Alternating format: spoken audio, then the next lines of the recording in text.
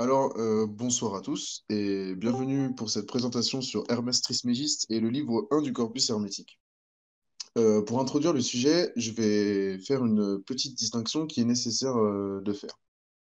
En effet, je ne vais pas parler d'hermétisme aujourd'hui et je vais bien spécifiquement parler uniquement du personnage d'Hermès Trismégiste et du livre 1 du corpus hermétique. Pourquoi je fais cette distinction? Parce que je pense que certains d'entre vous, ou même la majorité, ont déjà entendu une fois ou deux parler d'hermétisme ou de notion hermétique, d'où l'adjectif hermétique veut dire qui se pénètre peu, qui se pénètre pas facilement. Cet hermétisme-là dont vous avez entendu parler, c'est sûrement un résidu, un dérivé d'un véritable hermétisme, entre guillemets, qui lui prend ses sources dans l'Antiquité et dans le Moyen Âge oriental, byzantin et même latin. Et comme je ne prétends pas connaître le sujet, que les sources sont parfois contradictoires, voire très complexes à avoir, j'ai décidé de ne pas parler de ça et de justement ne parler que du personnage d'Hermès Trismégiste rapidement et de parler de son premier livre, euh, du premier livre du corpus hermétique. Avant aussi, je vais un peu faire un petit topo sur les sources. Concernant le livre 1, justement, du Corpus hermétique, c'est une traduction de Louis Ménard, qui date du 19e, qui est un peu vieille déjà. Malheureusement, je n'ai pas pu lire une traduction que je voulais lire, celle d'André-Marie Festugère, qui est un dominicain, qui, elle, est excellente, d'après certains spécialistes de la question et certains hellénistes avec qui j'ai pu discuter de la chose. Mais malheureusement, comme je n'ai pas eu le temps d'y avoir accès, je vais devoir me contenter de la traduction de Ménard qui est suffisante pour aujourd'hui, mais qui n'est pas transcendante. Donc si vous voulez vous intéresser au sujet, il y a un livre, c'est La Révélation de Trismégiste ou d'Hermès Trismégiste aux éditions Belles Lettres, ce qui est une version augmentée de la traduction et des études d'André Marie Festugère. Donc le personnage d'Hermès Trismégiste. Pour ceux qui ne connaissent pas, Hermès, c'est de, de base, pardon, un dieu grec, hein, le messager des dieux, si vous voulez, qui est en latin Mercure. Mais ici, il n'est pas question de cela, enfin, pas vraiment. En fait, ce Hermès Trismégiste, on va dire que c'est plus une fonction qu'un réel personnage historique. C'est-à-dire que c'est comme un espèce, si vous voulez, de titre, et je mets des grosses guillemets pour simplifier la chose, qui va s'attribuer à plusieurs personnages qui auront des réalités plutôt mythologiques, historiques, voire bibliques. En effet, il y a une tradition qui est issue des Grecs et des Juifs et aussi des traductions musulmanes et après des chrétiens, de certains chrétiens, qui constitue en fait une généalogie de ces manifestations de cette fonction cosmique, si vous voulez, qui est Hermès Trismégiste. Et justement, là, Castellan va vous montrer une image que vous allez voir dans son micro pour vous simplifier la chose, parce que ça va être peut-être un peu complexe. Je vais dire plusieurs fois les mêmes prénoms sans forcément parler de la même personne. Donc, la première manifestation de ce personnage, de cette fonction, c'est avant le déluge biblique. Bon, je pense qu'ici tout le monde connaît le déluge biblique, voilà, Dieu qui décide de noyer la terre, qui sauve Noé et une paire d'animaux. Mais avant le déluge, il y a eu toute une histoire. C'est celle des fils d'Adam et des fils de Caïn. Et parmi les petits-fils d'Adam, il y en a un qui s'appelle Enoch, ou Idris, pour la tradition musulmane, et Enoch pour la tradition biblique. Ce Enoch Idris, c'est le fondateur de la science. La science de la doctrine sacrée, si vous voulez, c'est lui le premier savant de l'histoire de l'humanité. Il représente l'archétype du savant. Et en fait, à chaque fois que je vais parler de chaque étape de la construction du personnage d'Hermès Trismégiste, et ben chaque caractéristique de chacune de ces manifestations va s'ajouter au personnage. Et donc là, la première, c'est que c'est un savant, c'est le premier des savants. C'est lui qui a inventé la plume. Et d'ailleurs, Dieu va le faire monter entier, c'est-à-dire avec son corps, en tant qu'humain, directement au ciel. Il ne sera pas mort pour monter directement au ciel. Donc c'est pour montrer son caractère éminemment saint. Ensuite, après ce Idris Enoch, il y a une deuxième manifestation de Hermès Trismégiste, c'est le Hermès de Babylone. Et c'est ce Hermès-là qu'on appelle Trismégiste. Trismégiste, pour les non-latinistes, ça veut dire 3 fois grand. Je préfère la version des traductions arabes qui dit que ça veut dire 3 fois savant ou 3 fois sachant, parce que c'est plus proche de la réalité du personnage. Donc ce Hermès de Babylone, que j'ai appelé comme ça, est donc un- l'inventeur de l'alchimie et de la philosophie, et aussi des mathématiques sacrées. Et donc, il est le saint patron, si vous voulez, de ces deux, trois branches qui ont pour but de retrouver la doctrine sacrée qui a été élaborée par Idriss avant le déluge. Et ce Hermès de Babylone, il a une réalité littéraire et une réalité historique, puisqu'il est supposé être le maître de Pythagore, que vous connaissez tous, pour le théorème qu'on vous apprend en cinquième, mais qui a un rôle éminemment plus important, puisque Pythagore est l'initiateur de la Pythie. En effet, Pythagore, étymologiquement, ça veut dire celui qui initie la Pythie. C'est un titre qu'on a donné à une personne qui a vraiment existé, qui a fondé l'école pythagoricienne, qui est une école ce qu'on peut qualifier d'ésotérique, qui utilise les mathématiques notamment comme support pour arriver, pour s'élever spirituellement, pour faire très très simple. Et ce Pythagore va donc initier la Pythie qui est en fait celle qui prononce les oracles, qui prononce les paroles de Dieu, des dieux, d'Apollon spécifiquement, d'Apollon Hyperborès pour être plus précis, dans le temple de Delphes pour les autres, pour les humains. Et cette Pythie, elle incarne en fait la tradition grecque. Et par cette généalogie, ce Hermès de Babylone est l'initiateur de celui qui a initié celle qui représente la tradition grecque.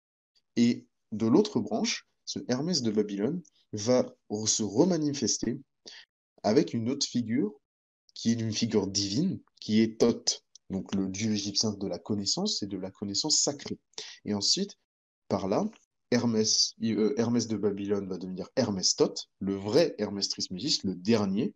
Ce Hermès Trismégiste va gagner de Thoth le caractère de magicien, donc de prince des magiciens, et il va donc avoir 3 fonctions, philosophe, alchimiste, magicien, qui seront toutes réunies sous la fonction de grand savant, grand connaisseur de la doctrine sacrée. Et ce Hermès Thoth va donc devenir la figure tutélaire de tous les vizirs égyptiens, comme Imhotep, etc., et de la tradition égyptienne, et pour être plus précis, égyptiano-grecque, puisque c'est ce que j'ai pas mis à la fin de ce schéma, la tradition grecque et égyptienne vont fusionner, en tout cas vont se côtoyer de très près durant la période alexandrine, qui est la période qui suit la conquête d'Alexandre le Grand, et qui se passe à Alexandrie d'Égypte, et qui est une période qui se passe durant le règne des Ptolémées, donc dernière dynastie égyptienne, qui est une dynastie d'ascendance grecque, celle de Cléopâtre, si vous voulez. Et cette dynastie va permettre la prolifération de savants, de poètes.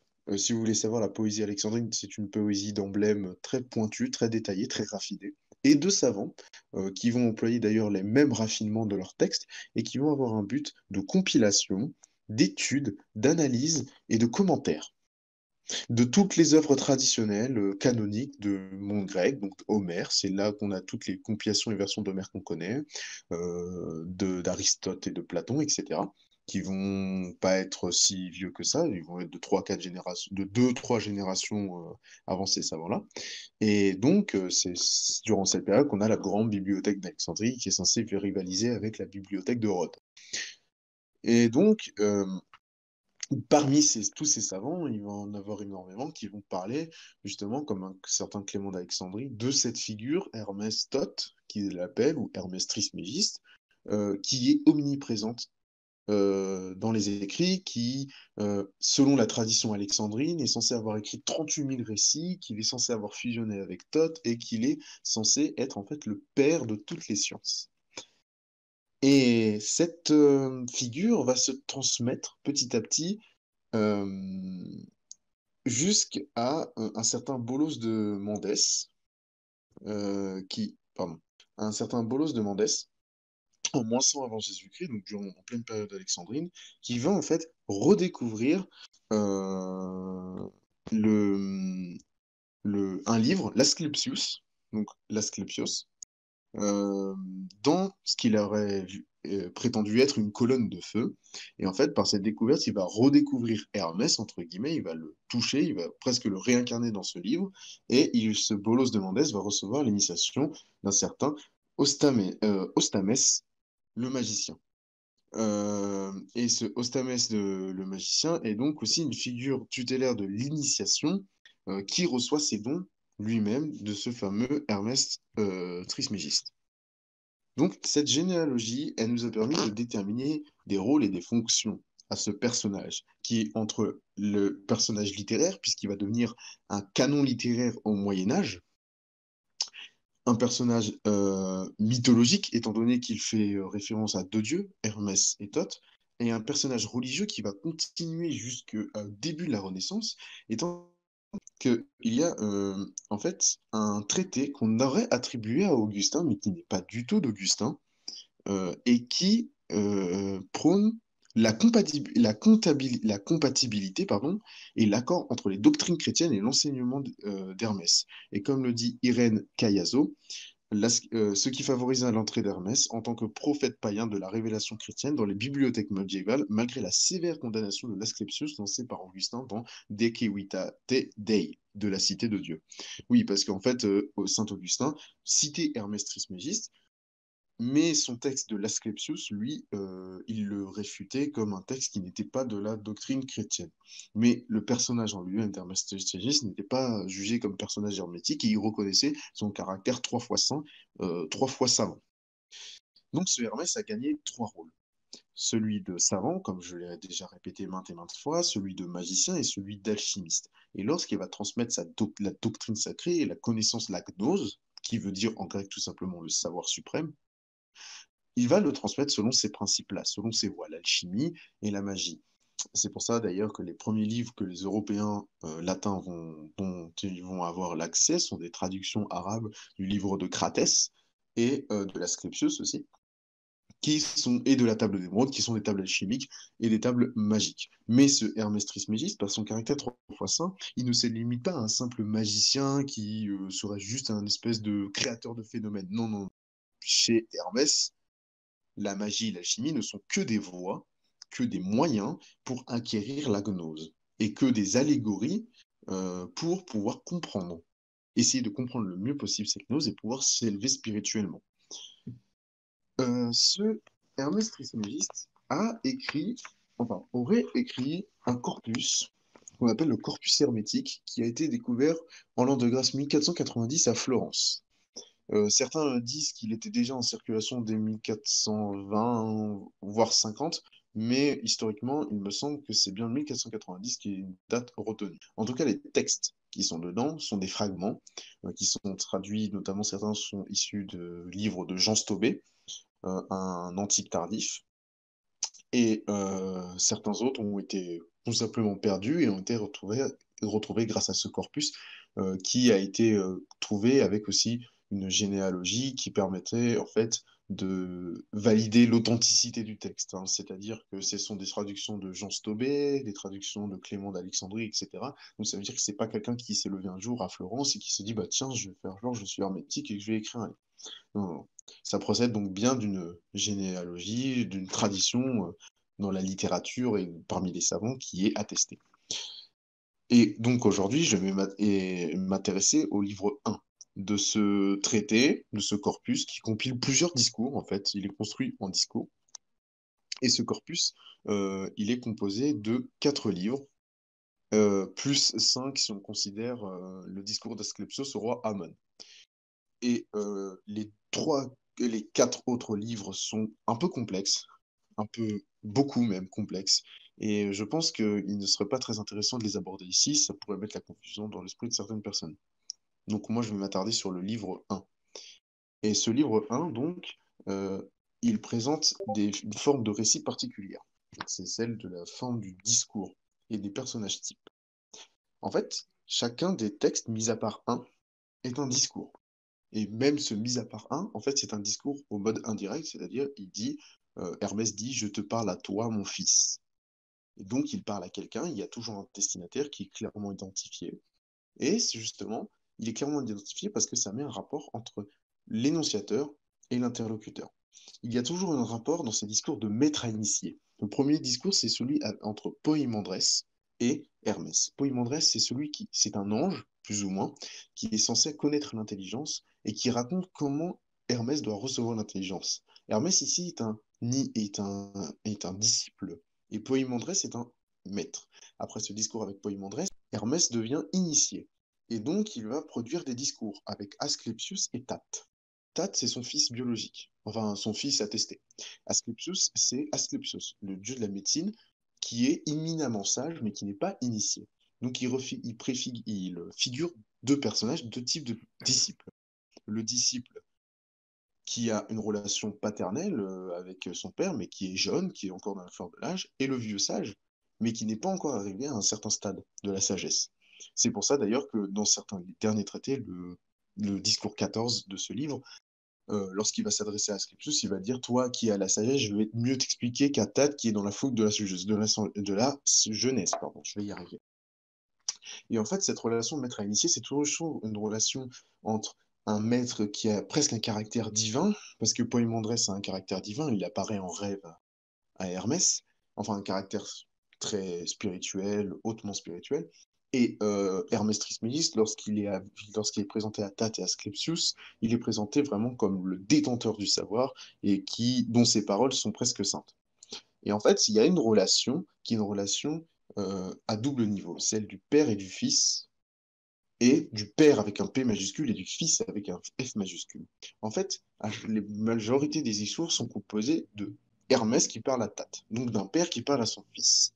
Et en fait, cette relation est analogique au tout premier traité du premier livre, qui est Poïmandrès qui parle à euh, Hermès, pardon. Et ce Poïmandrès, on peut le comparer, avec des grosses guillemets, à un envoyé de Dieu direct qui parle à Hermès, donc au père, avec un grand P, qui parle au fils, à sa création. Et en fait, ça instaure une relation de comment se passe l'initiation, puisque ce premier livre est un livre sur l'initiation de Tate. Et comment se passe l'initiation? C'est toujours le maître qui est le père et le fils qui reçoit la connaissance et la doctrine comme le Père, notre Père, dans le sens le Dieu, nous donne à nous la possibilité de connaître à qui tend l'oreille et à qui est assez sage pour tendre l'oreille et pour essayer de l'écouter. Et donc les discours possèdent deux formes. Une forme philosophique, donc qui parle de la relation euh, de l'âme et de l'esprit, de quelque chose de très classique. En fait, la forme du discours grec est une forme philosophique, de discussion philosophique qui est très classique. Rien que regarder Platon, hein, la plupart de ses grandes œuvres sont des discours, des dialogues. Et la forme ésotérique, bien sûr, qui naît avec le fond du propos, qui est purement métaphysique et très complexe. Donc, ces discours, ils sont dans l'ordre de la transmission, de ces dialogues même, sont dans l'ordre de la transmission et de l'éducation, et ils renforcent le caractère de ce livre, qui est le caractère initiatique.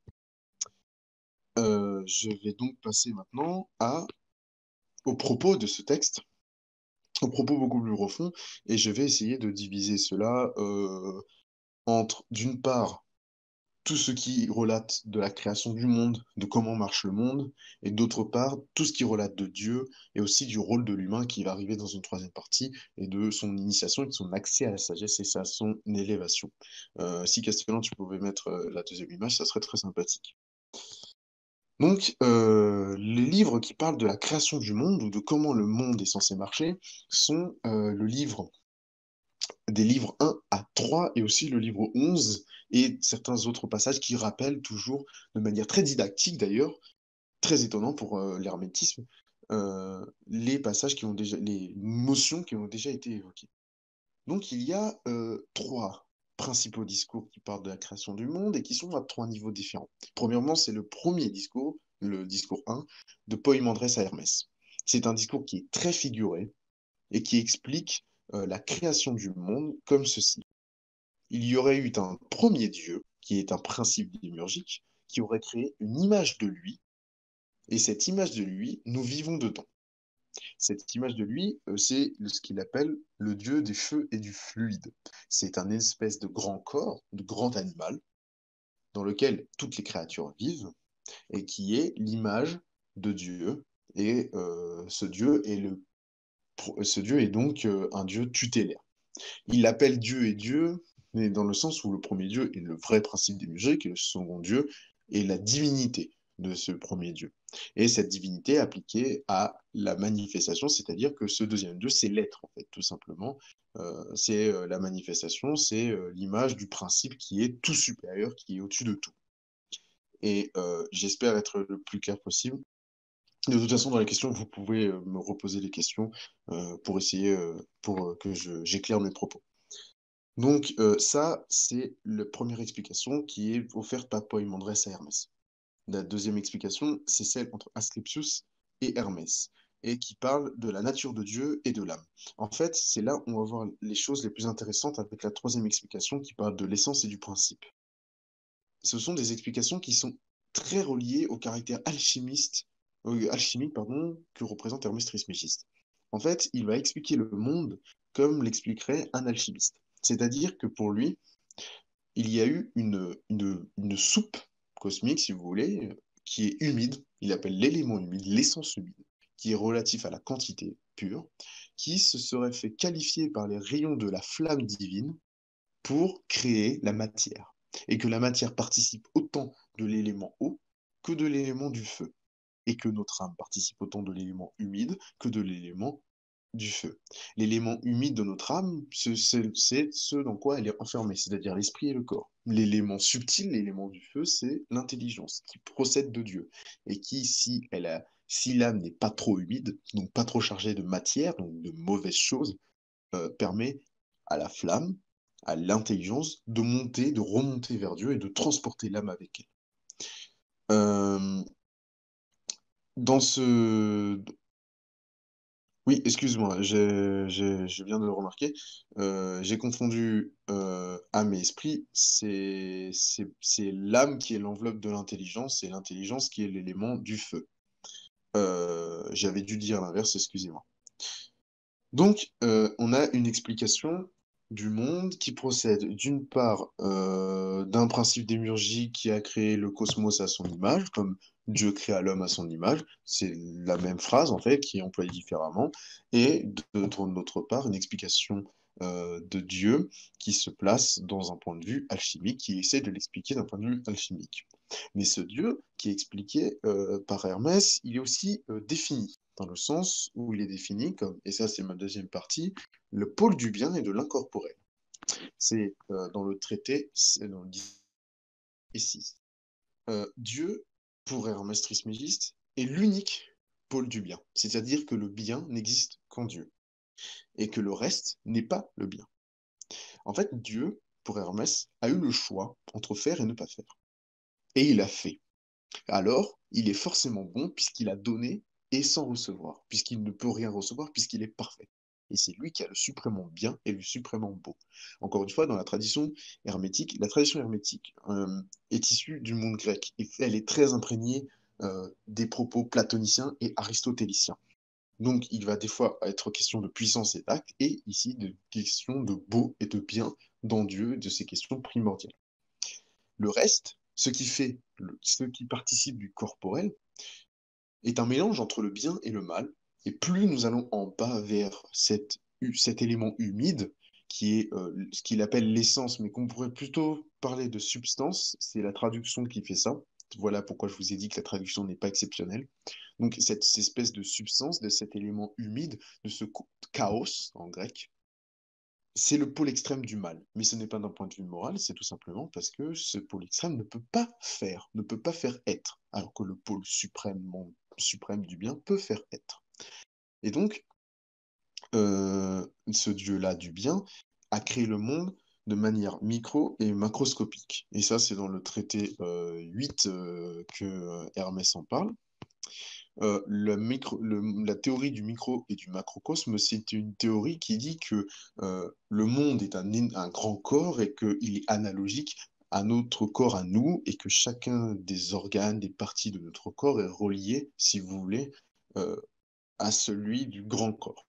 Et il n'est pas relié que parce que ma colonne vertébrale, en fait, je sais pas, c'est le mouvement d'une planète. Non, non, non. C'est que Dieu, lorsqu'il a créé le monde, Il a appliqué sa qualité à cette espèce de bouillasse qui est le chaos, qui est, si vous voulez, une bouillasse indiscernable de plein de toutes petites billes, parce que c'est la multiplicité pure, et qu'il a appliqué sa bonté, sa forme, son essence autant sur l'ensemble, donc il a créé son image, le deuxième Dieu, que sur chacune des petites billes. Donc il nous a créé nous. Et donc il nous a créé de la même manière et on est analogiquement les mêmes que le grand être. Le petit être, nous sommes la même chose que le grand être dans une certaine mesure, dans une mesure qui est plus proche de la quantité.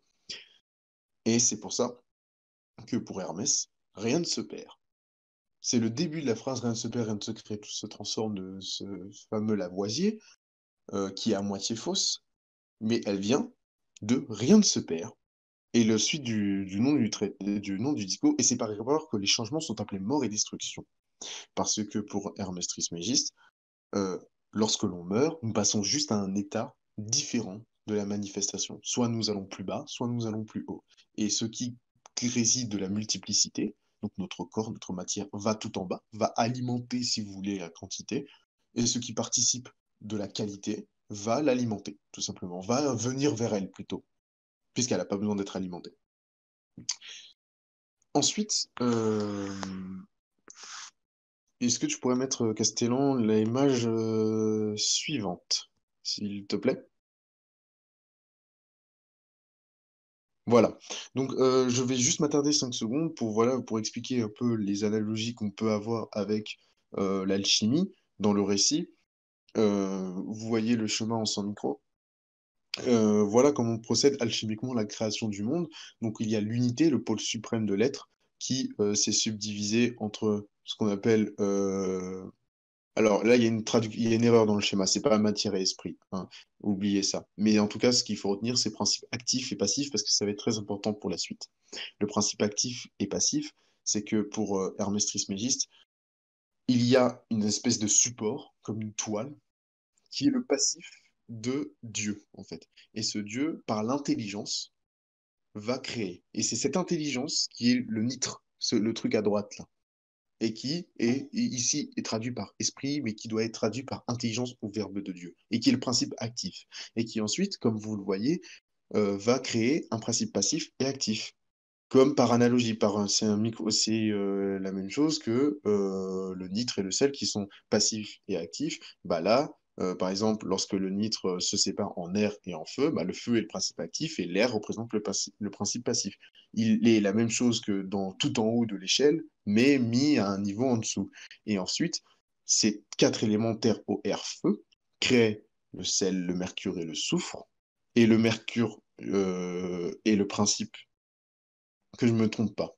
Le soufre est le principe passif, le mercure est le principe actif, et le sel est ce qui correspond à l'esprit, il me semble. Et donc, à chaque fois, chaque étape, en fait, est une analogie de toute première subdivision de l'unité qui a donné, comment dire, qui s'est appliquée à un principe passif, donc la matière pure, la materia prima en scolastique, et qui l'a fait par le verbe, donc le principe actif, ce qu'on appelle l'intelligence, et non pas l'esprit comme c'est écrit ici, remplacez-le par intelligence. Et matière, remplacez-le par materia prima, donc c'est-à-dire la substance, l'hypostase, si vous voulez savoir que c'est écrit comme ça dans le texte, c'est-à-dire ce qui procède de la pure multiplicité. Donc, euh, ce Dieu suprême est donc a donc créé un corps où rien ne se perd, puisque comme je vous l'ai dit, lorsqu'on meurt, en fait, on change juste d'état pour Hermès Trismégiste. Et en fait, ça revient, euh, puisque il y a un microcosme et un macrocosme, il y a une analogie, il y a une analogie avec la respiration, qui est aussi, on trouve aussi dans la doctrine hindoue, et qui s'explique dans l'hermétisme par solve et coagula. Solve, c'est ce qui, comment dire, ce qui se rattache à la dissipation et coagula à la condensation. Ce grand corps qui est le cosmos, ce deuxième d'eux, respire. Il se condense et il se dissipe. Lorsqu'il se dissipe, il permet aux êtres de retourner au principe. Lorsqu'il se condense, en fait, il les solidifie et il les ramène à la matière, il les rend beaucoup plus dur, si vous voulez, pour vraiment une image, pour que vous compreniez bien que coagula, en fait, c'est comme vraiment la coagulation, ça rend la chose encore plus sensible, donc encore plus attachée à la matière, donc encore plus basse. Et en fait, c'est comme un espèce de corps. dans lequel circule comme pas un fluide, mais justement une espèce de spirale, justement, qui est le symbole traditionnel pour ces deux principes, où il y a une dissipation qui permet de monter vers le haut et coagulation qui va vers le bas. Hermès Trismégiste l'explique avec l'analogie du corps. Le cosmos, le deuxième dieu, est un corps où la tête est le règne donc le règne de la qualité, et les pieds sont le règne de la quantité. Et la dissipation permet d'aller à la tête, comme lorsqu'on respire, nous dissipons de l'air, mais ça se rapproche de la tête. Et la coagulation permet d'aller vers les pieds. Donc voilà pour Hermès comment fonctionne le monde et comment il ne meurt jamais, il est immortel et non pas éternel, puisque ça c'est le premier Dieu. Celui qui n'est non engendré, l'engendreur, est éternel et il a engendré une créature, donc le cosmos, ce deuxième Dieu qui est immortel. Donc dans tout ça, je vous ai expliqué macrocosme, microcosme. Et si vous n'êtes pas perdu, en tout cas j'espère pour vous, vous vous demandez qu'est-ce que dit Hermès sur la place de l'homme? Puisqu'en effet, on peut soit monter, soit descendre, etc. Mais qu'est-ce que dit la tradition hermétique sur l'homme? Déjà, comme toute bonne tradition grecque, on distingue toujours ce qui est végétal, animal et humain. Le végétal n'est pas trop cité dans ces livres. Je pense que c'est aussi un problème de la traduction, mais en tout cas, sur l'animal et l'humain, nous avons des choses très détaillées qui sont un peu issues d'une tradition aristotélicienne qui est revisitée, pas revisitée, mais réemployée plutôt. Alors, pour Hermès Trismégiste, Dieu a donné la raison à l'animal et à l'homme. C'est-à-dire a donné la capacité de juger si quelque chose est dangereux ou pas, de transmettre une éducation, etc., de former des mini-sociétés. Pour Hermès Trismégiste, les animaux forment des sociétés, les animaux ont des sentiments, les animaux ont des émotions et réagissent. Mais l'homme, lui, est doté de l'intelligence. Mais ce n'est pas tous les hommes qui sont dotés de l'intelligence, je vous explique. En effet, l'animal ne peut pas recevoir l'intelligence, ce que je vous ai dit, en fait, ce verbe de Dieu, ce nitre, comme il est dans le schéma, l'animal ne peut pas le recevoir. Parce que c'est un corps qui renferme c'est un stade en dessous, si vous voulez, de la manifestation. L'homme, quant à lui, est un stade très important, primordial, puisque lui peut recevoir l'intelligence de Dieu. Et lorsqu'il reçoit cette intelligence, il s'élève spirituellement. Mais il peut ne pas la recevoir et se laisser aller à l'animalité, et donc rester juste dans la raison. Et lorsqu'il mourra, son âme ira dans un corps animal. Pour Hermès Trismégiste, les âmes vont d'abord des reptiles, ensuite des poissons, ensuite des animaux terrestres, puis des oiseaux, puis de l'homme, puis des anges, et de Dieu ensuite, lorsqu'elles montent. Et si on descend, elles vont directement dans les serpents et les lézards. Ce qu'il faut comprendre aussi, je vais détailler, ça se trouve dans le traité Sthète, voilà. Ce qu'il faut comprendre aussi, c'est que Hermès Trismégiste pose une question très philosophique, pour le coup, et non plus ésotérique, de la sensation et de la pensée. Pour Hermès Trismégiste, et ça c'est dans le discours 9, la sensation et la pensée sont intimement liées chez l'homme. Et en fait, lorsque la sensation et la pensée sont d'un accord commun, alors l'homme peut commencer à recevoir l'intelligence. C'est-à-dire qu'il ne faut pas, pour Hermès Trismégiste, contrairement à la récupération qu'il va avoir, forcément tout de suite nier la sensation.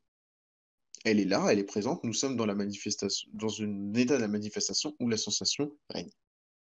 Mais cette pensée que Dieu a donnée à tous les hommes peut recevoir l'intelligence, c'est comme un réceptacle où il est possible d'avoir l'intelligence, et il faut qu'elle soit en accord avec cette sensation, ou plutôt que la sensation soit en accord avec la pensée pour que l'intelligence descende et se développe en nous, et qu'ensuite notre âme monte au ciel lorsqu'on l'on mourra. Enfin, maintenant vous avez compris, on ne meurt jamais lorsqu'on changera d'état.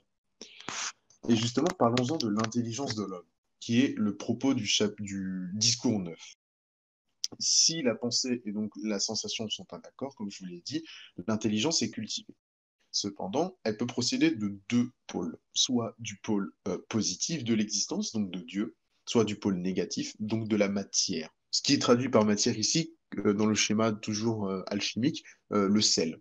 Et je préfère dire substance ou hypostase que matière, parce que c'est une traduction latine, mais ça c'est des pinaillages. Voilà. Et justement, si elle procède de la substance, elle va vers ce qu'on appelle le pôle quantitatif de l'existence, et donc l'intelligence s'humidifie, on dit. Or, l'intelligence, alchimiquement, doit être contenue dans le feu. Donc, si elle s'humidifie, elle est contenue dans le feu, il y a un paradoxe. Donc, l'intelligence va partir de ce corps et va le punir éternellement dans les flammes de l'enfer. Et si l'intelligence se trouve dans une âme légère, dans une enveloppe en fait, quelque chose qui l'enveloppe lorsqu'elle est dans la manifestation terrestre qui est léger, qui ressemble à l'élément du feu qui contient l'intelligence de base, eh ben, elle va emmener avec elle l'âme lorsque l'être va changer d'état. Lorsqu'il va mourir, donc lorsqu'il va changer d'état, rappelez-vous, on ne meurt pas pour Hermès Trismégiste. Et donc Dieu euh, va donner dans l'intelligence, va semer en fait l'intelligence, comme d'ailleurs l'allégorie est utilisée dans le dernier discours, dans le discours 14, comme un homme plante des pommiers, etc., plante un verger, de l'orge, et il va procéder de manière ordonnée, hein, parce que Dieu procède toujours de manière ordonnée, donc il n'y va pas juste semer aléatoirement. Il va voir en fait si la pensée et la sensation sont en accord, si l'être qui est en question, son âme est un bon réceptacle. Sinon, il va la laisser aux influences néfastes. Et donc là, c'est le diable qui va semer. Donc, c'est soit la gnose pour l'intelligence, soit le matériel, en fait. C'est ça que Hermès pose un dilemme pour l'homme. Il faut soit qu'il aille à la gnose, donc qu'il aille, d'ailleurs, il utilise le terme se faire baptiser dans le monade ou le cratère. En fait, ça veut dire tout simplement voir la réalité du monde, comprendre le monde pour ensuite accepter que Dieu est bon et juste, que nous devons aller vers lui et que nous devons comprendre le message qu'il a voulu nous envoyer. En fait, que nous devons comprendre le nitre, c'est-à-dire, comme je vous l'ai dit, le principe actif. Référez-vous toujours au schéma alchimique. Et lorsque l'homme fait ça, il remonte à Dieu petit à petit à chaque changement d'état de la manifestation. Mais pour ça, l'homme ne peut pas faire ça tout seul de lui-même comme ça, parce qu'il pourrait être influencé par les éléments néfastes. Et il a besoin donc d'un maître et d'une initiation. Alors, l'initiation, je vais essayer de la définir très, très vite. Et je sais que certains vont crier des dents.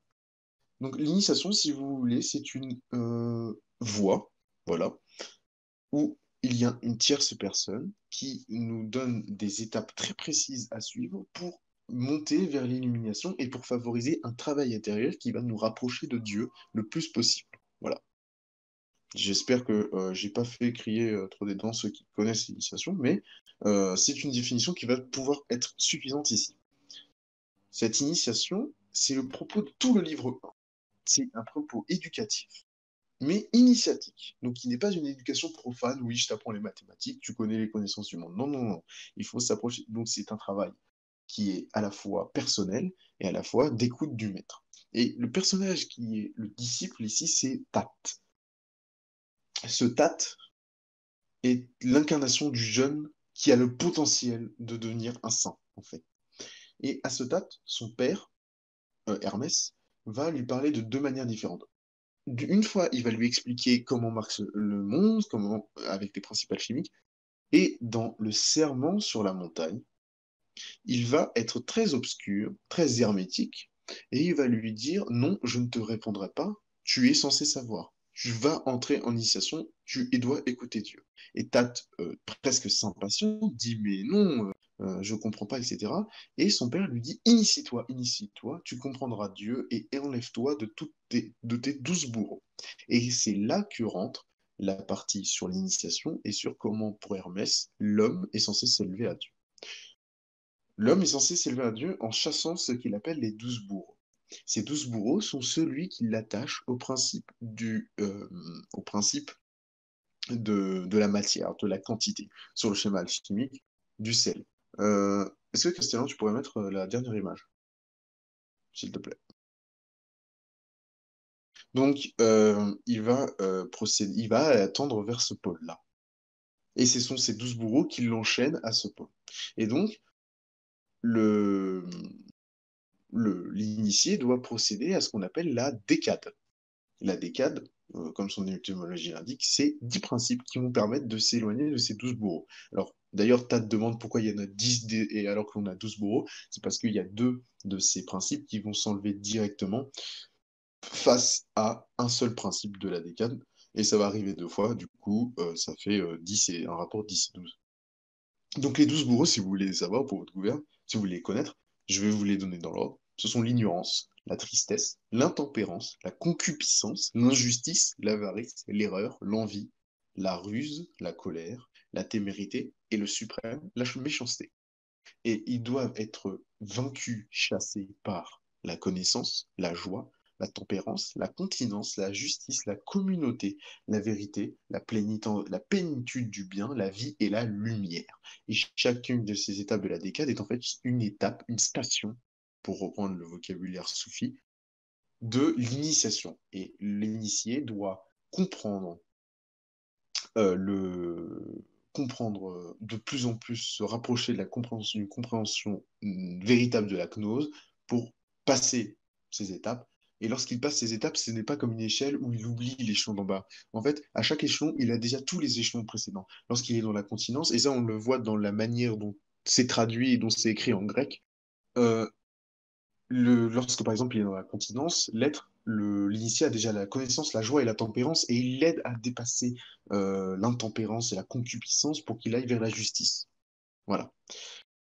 Et cette initiation, Tat comprend que c'est un travail et intérieur et d'écoute, comme je l'ai dit. D'ailleurs, c'est pour ça que dans le traité 13, dans le discours 13, excusez-moi, Hermès Trismégiste dit littéralement que l'initiation procède de la sagesse dans le silence.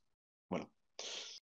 Et pour donc, l'homme doit tendre vers ce principe de l'esprit, de nitre, le principe actif, le principe masculin, pour, euh, pour donc s'élever au plus près de Dieu. C'est pour ça que je vous ai mis la dernière image, où en fait, que je trouve particulièrement significative, où il y a les deux pôles masculin et féminin, où entre deux, il y a le Saint-Esprit, et il y a ce qui peut se figurer comme étant le Christ, qui tient les deux pôles masculin et féminin. En fait, masculin et féminin, c'est actif et passif, en fait. Voilà. Et donc, l'existence, même dans la considération chrétienne, est entre ces deux pôles-là, en fait. Et ça, c'est notamment une des reliques de l'hermétisme dans la chrétienté, parce que les textes, encore une fois, sont beaucoup propagés dans le monde latin catholique, par l'erreur que je vous avais expliquée au début, qu'on croyait qu'un texte était de, de Saint-Augustin, alors qu'il ne l'était pas du tout, hein. Saint-Augustin n'a jamais écrit ce texte, mais les copistes disaient que c'était Saint-Augustin, et du coup, ça donnait un crédit, une figure d'autorité. Ce texte s'appelait Discours sur les cinq hérésies, si vous voulez savoir. Et donc, euh, la fin du texte d'Hermès Trismégiste se termine donc par le discours 14 où il dit à la fin que Dieu sème et nous devons faire comme lui, donc semer l'intelligence parmi les autres. Là, il s'adresse à Asclepios et surtout, il se termine avant par un hymne sacré. Un hymne sacré qui est en fait une louange à Dieu, parce que dans l'hermétisme, en tout cas dans le récit d'Hermès Trismégiste, il est énormément de fois cité le fait que lorsque nous procédons de l'initiation et que nous arrivons à un stade suffisamment élevé, nous ne pouvons que chanter la gloire de Dieu et que les anges qui sont autour, organisés en cercle autour de Dieu, organisés en sept cercles d'ailleurs, chantent continuellement la gloire de Dieu et lui chantent des louanges et lui chantent donc cet hymne sacré qui est donc traduit hymne mystique, qui est traduit par hymne mystique par Louis Ménard, ce qui est discutable. Si vous voulez le lire, faites-le, mais sachez que, encore une fois, il faut toujours, ce genre d'hymne, il vaut mieux les lire si vous voulez vraiment vous intéresser en grec. Donc apprenez le grec, parce que les mots, l'emploi, il y a une certaine science des lettres qui fait qu'il y a toujours des doubles sens dans ce genre d'hymne, du fait propre du langage en fait qui est employé, de l'écriture de la langue. On observe notamment dans dans les textes hébreux, musulmans ou même latins, où en fait, par exemple, il y a des doubles sens qui peuvent être compris que si on parle grec et que si on voit la syntaxe grecque sous nos yeux. Donc, je vous conseille, je ne vais pas le lire, je ne vais pas en parler de ce texte, parce que ce serait très compliqué et ça risquerait de faire, comment dire, des confusions dans la tête de certains, de la plupart de nous tous en fait. Même de moi, ça m'a rendu un peu confus. Donc, pour conclure de cet exposé, qui a d'abord montré quelle était la figure d'Hermès Trismégistes dans l'histoire et quel était le rôle et la fonction qu'il avait, puis qui avait procédé d'une explication de la construction de son livre 1 du corpus hermétique et en quoi ça révélait que c'était un texte qui parlait de l'initiation, qui ensuite a permis d'explorer la notion de création du monde et de Dieu comme pôle du bien, et qui enfin s'est attardé sur le rôle de l'homme dans la création et de surtout comment il peut s'initier pour participer de Dieu, comme il est écrit dans le livre. Pour conclure, je vais parler de quelque chose qui est peut-être un peu un sujet un peu sensible, je ne sais pas. Euh, c'est les récupérations de cet hermétisme, surtout dans la période moderne, entre guillemets, 19e et 20e siècle. L'hermétisme a été déformé et repris par certains ésotériques, souvent des fois des francs-maçons, des fois des occultistes français notamment.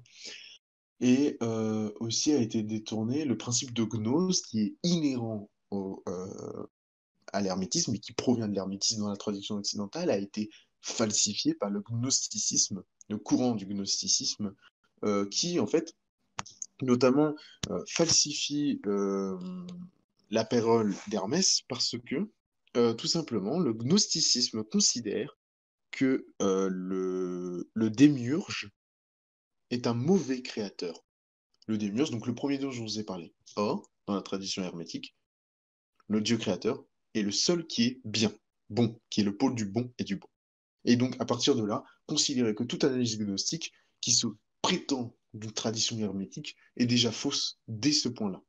Ensuite, il y a d'autres ordres qui vont utiliser le terme hermétique dans leur titre, comme l'Hermetic Order of Luxor, donc là qui va relier en plus à une tradition chez les occultistes de se référer à la tradition égyptienne, qui est totalement perdue, hein, et de se révéler qu'à ses éléments les plus bas, donc la magie, tout ça, voilà, oh Thoth, ah c'est le mystère, on aime bien le mystère, on est curieux, la curiosité anglaise, vous savez. Ensuite, il y a un autre ordre qui s'appelle l'Hermetic Order of Golden Dawn, il me semble, oui. Et enfin, le dernier qui a été créé, c'est l'école de la Rose-Croix d'Or. Donc là, en plus, qui reprend un élément encore plus ésotérique de la Rose-Croix, hein, voilà. Décidément, pour falsifier les choses, bah, prenons le plus de choses. Et sachez que toutes ces écoles et tous leurs propos ne sont pas du tout, ne procèdent pas du tout de l'hermétisme, puisque ce qui procède de l'hermétisme, en fait, euh, a notamment été récupéré dans la chrétienté, euh, comme en fait les textes grecs tels que Aristote et Platon, qui ont été utilisés en théologie, et moi les textes d'Hermès ont été eux aussi utilisés, notamment dans des considérations très complexes hein, que je ne maîtrise pas du tout, mais notamment dans le regard de l'Église sur l'alchimie, dans une certaine période du Moyen Âge, du regard aussi de la place de l'homme dans la création, puisque pour Hermès, la place de l'homme est centrale et à certains égards, elle peut se rapprocher de la place de l'homme dans la chrétienté, dans le catholicisme. Et donc, il y a une certaine influence de l'hermétisme qui, par contre, si je dois le préciser, n'est pas totale et est, entre guillemets, légère dans le sens où il faut pas dire que l'hermétisme, le catholicisme, c'est la suite de l'hermétisme. C'est pas du tout ce que je dis, voilà, c'est qu'il y a certains éléments dont on connaît la continuité, donc on sait qu'ils procèdent de l'hermétisme directement, historiquement, et qui se retrouvent du coup dans l'hermétisme et dans le catholicisme. Voilà, j'espère donc que cette présentation a été assez claire. C'est un sujet très compliqué à expliquer. J'ai beaucoup malheureusement vulgarisé. euh, et j'espère que ça a été au moins au profit de la clarté, puisque ça s'est fait aux grandes dames de certaines explications qui auraient pu être beaucoup plus complexes et longues. Voilà.